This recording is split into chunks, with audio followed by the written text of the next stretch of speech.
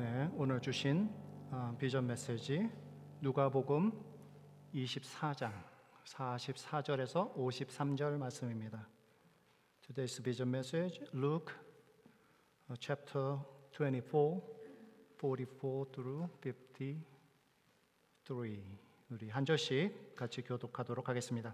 또 이르시되 내가 너희와 함께 있을 때에 너희에게 말한 바 곧 모세의 율법과 선지자의 글과 시편에 나를 가리켜 기록된 모든 것이 이루어져야 하리라 한 말이 이것이라 하시고, 이에 그들의 마음을 열어 성경을 깨닫게 하시고, 또 이르시되 이같이 그리스도가 고난을 받고 제3일에 죽은 자 가운데서 살아날 것과 또 그의 이름으로 죄사함을 받게 하는 회개가 예루살렘에서 시작하여 모든 족속에게 전파될 것이 기록되었으니 너희는 이 모든 일의 증인이라.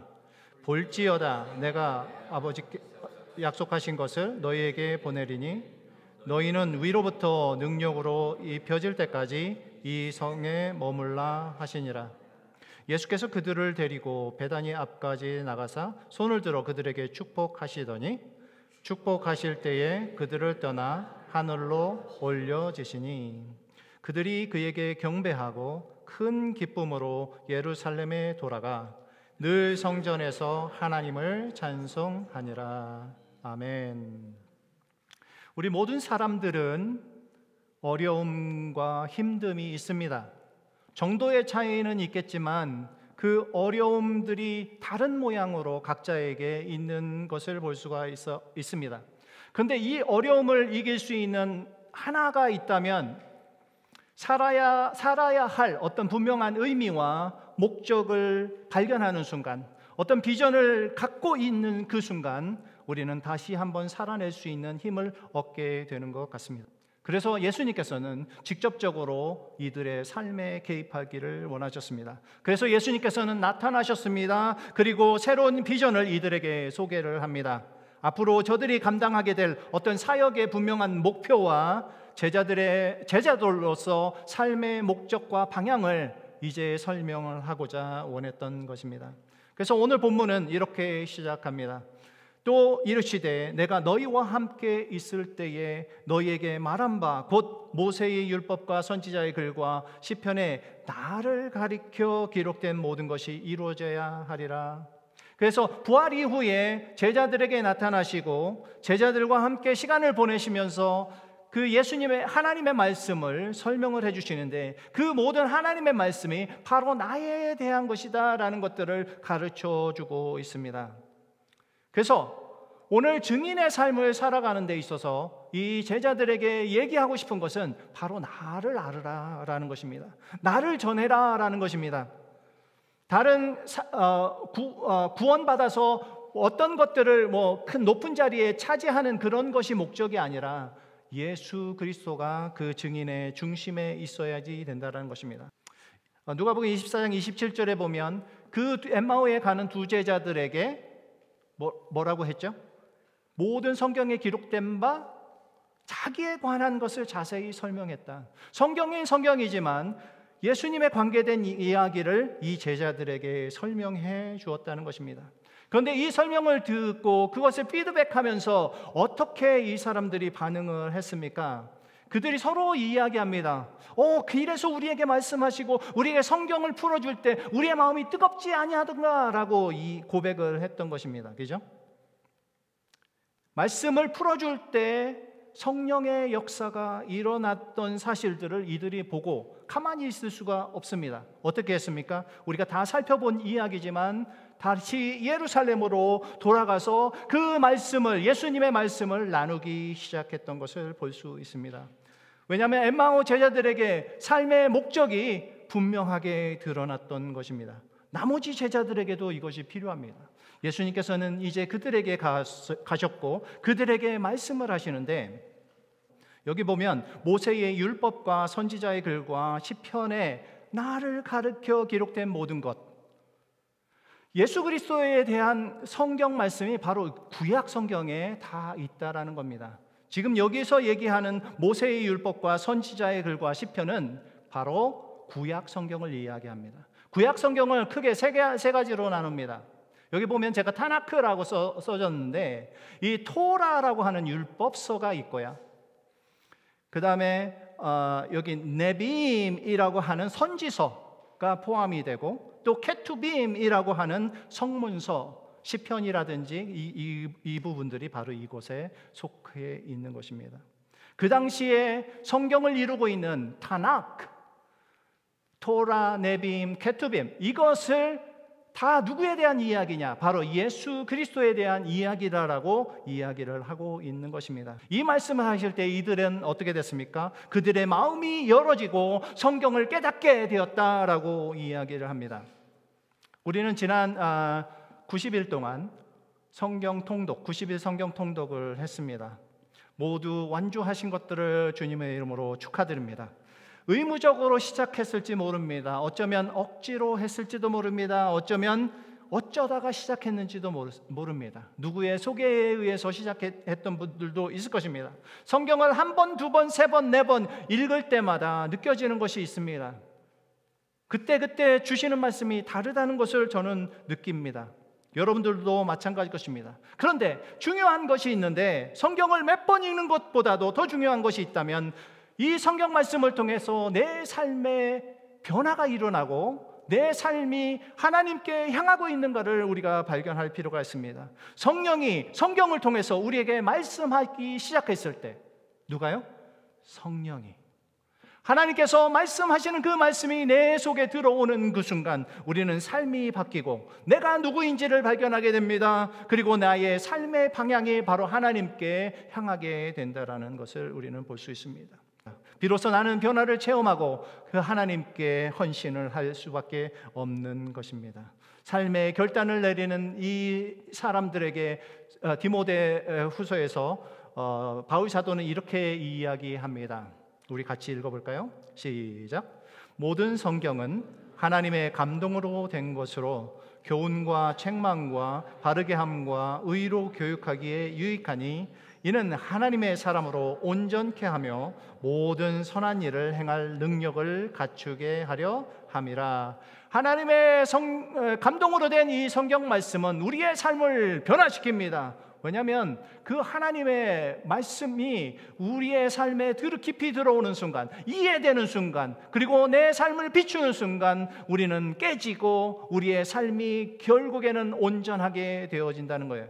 그리스도인의 온전한 모습으로 하나님께서 이 성경 말씀을 허락해 주셨다고 믿습니다. 그래서 히브리서 기자는 4장 12절 말씀에 이렇게 기록합니다. 하나님의 말씀은 살아있고 활력이 있어. 옛날 성경에 보면 운동력이 있어. 이렇게 얘기합니다. 우리 속에서 역사합니다. 우리 속에서 다시 살아냅니다. 그것이 하나님의 말씀이라는 것이에요. 그러므로 우리는 기도해야 됩니다. 하나님, 우리의 말씀이 깨달아지게 하옵소서. 우리의 마음이 열어지게 하옵소서. 우리 속에서 역사하여 주옵소서. 성경 말씀이 우리 속에서 역사하는 순간 우리는 다시 한번 하나님의 복음 앞에 다시 헌신하게 된다는 것입니다. 그러므로 이 오늘 말씀에서 예수 그리스도께서는 우리에게 다시 한번 강조하십니다. 무엇을 정말 전해야 되는가? 누가복음 24장 46절에 보면 그리스도의 고난, 그리고 제3일 만에 죽은 자 가운데서 다시 살아나야 되는 그 사실을 이야기합니다. 이것이 바로 복음이잖아요. 그냥 십자가에서 죽은 것으로 끝나는 것이 아니라 부활하셨다는 그것을 전해야 된다는 것입니다. 예수님께서 이루신 것, 예수님에 관계된 것은 바로 이 사건 때문에 그런 거예요. 구원에 대한 것이고 예수님께서 이루신 것이 바로 십자가에서 죽으신 뿐만 아니라 다시 살아나심도 이 성경 말씀에 기록되어 있는데 이것을 복음이라고 하고 이 복음을 전해야 된다라고 지금 이야기를 하고 있는 것입니다. 그렇게 되면 어떻게 되냐? 47절에 보니까 또 그의 이름으로 죄사함을 받게 하는 회개가 라고 이야기합니다. 죄사함의 권세가 누구 때문에 이루어집니까? 바로 예수 그리스도 때문에 이루어지는 거 아닙니까? 그것을 지금 이야기를 하고 있습니다. 구원의 복음이 선포되어지는 순간 우리에게는 회개의 운동이 이 속에서 일어날 뿐만 아니라 다른 사람에게 그 회개의 운동이 전파되는 것입니다. 여러분들이 구원받았다면 여러분들의 가정이 변화될 것이고, 여러분들의 가정이 변화되면 여러분들의 이웃들에게 복음이 증거가 될 것이고, 그렇게 되면은 우리의 모든 지역들이, 그리고 세계 만방까지 복음이 전파될 것이다라는 것을 말씀하고 있는 것입니다. 그것이 어디에 기록되어 있다고요? 성경. 지금 우리가 알고 있는 신약 성경이 아닌 구약 성경을 이야기하고 있는 것입니다. 구약 성경에 예수님께서 죽으실 수밖에 없고 다시 살아날 수밖에 없다라는 사실을 지금 이야기하고 있는 것입니다. 예수님 이전에도 회개는 있었습니다. 그죠? 회개하라, 천국이 가까웠느니라. 수많은 회개가 있었지만 예수님의 십자가의 사건을 통해서 진정한 회개가, 진정한 죄사함의 회개가 있다라는 것을 지금 말씀하고 있다라는 것입니다. 이 복음을 통해서 우리 이방인들, 우리를 포함한 모든 이방인들에게 이제 죄사함의 회개의 역사가 일어나고, 결국에는 우리를 통해서 계속적으로 복음은 선포될 것이다라는 것을 기록하고 있다라고 이야기하고 있는 것입니다. 그래서 누가복음 24장 48절 그 다음 말씀에 어떻게 기록하고 있습니까? 너희는 이 모든 일의 증인이라 라고 얘기합니다. 예수님께서는 제자들을 선택하셨습니다. 그리고 제자들을 선택했을 뿐만 아니라 우리들을 선택하셨습니다. 예수님이 행하신 모든 일을, 그리고 복음을 선포하고 그 증인의 삶을 살도록 우리를 선택하셨다는 것을 믿으시기 바랍니다. 선택하시고 그냥 너희들이 전해라 라고 하지 않았습니다. 그래서 그 다음 구절이 굉장히 중요한데요, 49절 말씀입니다. 우리 함께 같이 읽습니다. 시작. 볼지어다 내가 내 아버지께서 약속하신 것을 너희에게 보내리니 너희는 위로부터 능력으로 입혀질 때까지 이 성에 머물라 하시니라. 하나님께서, 예수님께서 이들을 선택하고 제자를 선택하고 그냥 내버려두, 너희들은 증인이다 라고 그냥 끝나지 않았습니다. 뭐가 있는다고요? 성령, 하나님의 보혜사 성령이 우리에게 임할 것을 약속해 주셨습니다. 약속하신 그 성령 때문에, 하늘로부터 내리는 그 능력 때문에 우리가 증인이 되는 줄 믿으시기 바랍니다.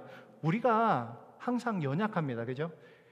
두려움도 많이 생깁니다. 그리고 믿음의 삶을 살아내지 못할 때가 너무나도 많이 있습니다. 하나님은 그런데 연약한 사람을 사용하십니다. 그리고 두려워 떠는 사람들을 세우십니다. 그리고 어부와 같은 평범한 사람들을 들어 세우십니다. 예수님을 따르기로 결정한 사람, 하나님을 따라 하나님 말씀대로 살려고 고백했던 그 사람들에게 하나님은 선택을 하시고, 그 사람들을 선택하시고 성령을 통해서 일을 하게 하신다는 거예요. 우리는 기도해야 될 줄 믿습니다. 증인으로 살기 위해서 기도해야 됩니다. 성령의 능력으로 이 일들을 행할 수 있도록 해달라고 기도해야 될 줄 믿습니다. 왜냐하면 하나님의 능력 없이는 그 일들을 감당할 수 없기 때문입니다. 그래서 예수님께서는 이제 하늘나라로 가시기 전에 이렇게 합니다. 손을 들어서 그들을 축복했다라고 이야기합니다. 하나님은, 예수 그리스도는 끝까지 우리들을 축복하시고 격려하시는 모습을 볼 수 있습니다. 한 사람의 마지막 모습을 보게 되면 그 사람이 얼마나 우리를 사랑했는지를 알게 됩니다. 그렇죠? 우리가 부모님의 돌아가심을 보면 가장 사랑하는 사람들의 그 눈을 마지막으로 보기를 원합니다. 그렇죠? 그리고 나서 숨을 거두시는 모습을 보셨던 것처럼 이 예수 그리스도도 이 제자들에게 마지막까지 축복하시고 그들을 사랑하시고 격려하시는 모습을 볼 수 있습니다. 끝까지 격려하시고 사랑을 나누어 주시는 그 아낌없는 그 사랑하심에 우리는 늘 감사하면서 살 수 있게 되기를 주의 이름으로 축복합니다. 증인의 삶을 살기 위해서 제자들이 한 것이 있습니다. 바로 예배입니다. 이들에게 있었던 것이 무엇입니까? 바로 찬송입니다. 예수님을 경험한 사람들에게 있어야지 될 부분들이 이 모습인 것 같습니다. 내가 아직도 뜨거움이 없고 성령의 체험이 없다면 어디서부터 시작되는가? 바로 우리의 예배에서 시작되어야 됩니다. 우리의 찬양의 입술에서 먼저 하나님을 고백하고 주인으로 고백할 수 있어야 되는 줄 믿습니다. 그것이 시작되었을 때 나중에 보면 사도행전에 보면 이제 누가가 지금 예배하고 찬양하는 모습으로 끝납니다. 이게 마지막 부분이잖아요. 그죠? 늘 성전에서 하나님을 찬송한다, 경배한다라는 그 예배자의 모습을 선포했다면 이 사도행전에서는 바로 성령의 역사가 임하는 것을 우리는 볼 수 있습니다. 우리의 복음의 메시지가 이미 들었고 우리는 믿었습니다. 그리고 증인의 삶으로 결단하였습니다. 그런데 누군가가 물어봅니다. 당신은 증인이십니까? 네, 증인입니다. 그것이 여러분들의 대답일 것입니다. 증인은 어떤 사람입니까? 미국 법정에서는 성경에 손을 얹고요, 그 다음과 같은 질문에 대답을 하게 됩니다. 이렇게 얘기합니다. 당신은 진실, 온전한 진실, 진실만을 말할 것을 엄숙히 맹세하십니까? 라고 물어봅니다. 그때 여러분들은 성경에 손을 얹고 I do 라고 대답을 합니다. 영어로 보니까 Do you solemnly swear that you will tell the truth, the whole truth and nothing but the truth? 진실을 3번이나 강조하면서 지금 이야기를 하고 있습니다. 그리스도인들에게 증인은 단순하게 이 swear, 맹세하는 것으로 끝나지 않습니다. 바로 말씀의 능력이 있어야 됩니다. 성령의 능력이 있어야 됩니다. 하늘의 능력이 우리에게 있을 때 이 증인의 모습을 살아낼 수 있다고 믿습니다. 말씀과 성령이 우리를 사로잡을 때 결국에는 우리는 증인의 삶을 살아낼 수 있다고 믿습니다. 그래서 사도행전 1장 8절 말씀입니다. 우리 같이 읽어보도록 하겠습니다. 시작.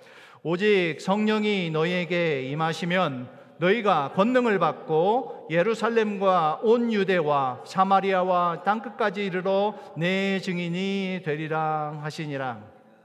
증인이기 위해서 하늘로부터 능력이 필요합니다. 바로 성령의 능력이 필요한 것이죠. 그러므로 우리는 찬양합니다. 그러므로 우리는 예배합니다. 찬양하고 예배하는 자로 서게 되었을 때 하나님은 우리에게 성령의 능력을 부어주시고 바로 증인의 삶을 살아낼 수 있도록 우리에게 허락해 주시는 줄 믿습니다. 그 일에 우리를 불러주셨으므로 우리는 계속적으로 예배하며 찬양하며 그 일을 시작해야 될 줄 믿습니다. 저의 여러분들에게 도전합니다. 여러분들 증인이십니까? 네, 증인입니다. 무엇부터 시작하시겠습니까? 바로 예배자로, 찬양하는 자로 먼저 서 나가시기를 바랍니다. 그러면서 하나님께서 주시는 그 하늘의 능력을 받아낼 수 있도록 기도할 수 있기를 바랍니다. 그렇게 되었을 때 하나님의 능력을 받고 담대히 하나님의 말씀을 증거하게 될 줄 믿습니다. 그 증인의 삶에 저와 여러분이 기꺼이 헌신되어지는 오늘 하루가 될 수 있기를 주의 이름으로 축복합니다. 아멘. 같이 기도하겠습니다. 하나님, 참으로 감사를 드립니다. 누가복음 24장의 말씀, 증인으로 제자를 부르시고 격려하시는 예수님의 이야기를 듣게 하셔서 감사드립니다. 사실만을 전해야 되는 제자들, 이 제자들에게 말씀하시고 설명해 주셨던 그 예수 그리스도의 하신 일, 그리고 복음을 전하는 자로 저희들을 세워주심에 감사드립니다.